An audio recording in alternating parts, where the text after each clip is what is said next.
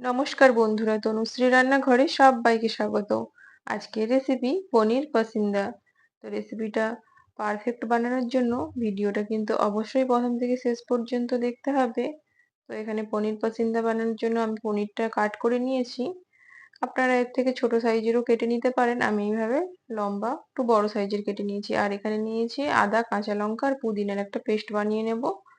একটা বাটিয়ে দিয়ে দিলাম পেস্ট, আর দিলাম গ্রেট করা পনির, গোলমরিচ গুঁড়ো, স্বাদ মতো লবণ, কাসুরি মেথি।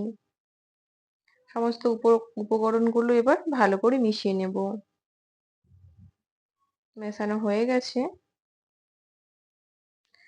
এবার পনিরের একটা স্লাইসের উপর ওই যে মিশ্রণটা বানিয়েছি ওটা দিয়ে দিয়ে ভালো করে ছড়িয়ে দিলাম।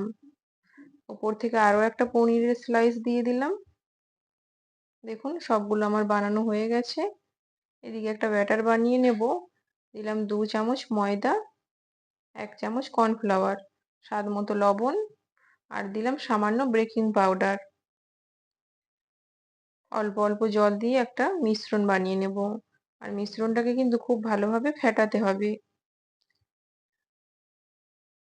দেখুন ঘনত্বটা এইভাবে হয়েছে।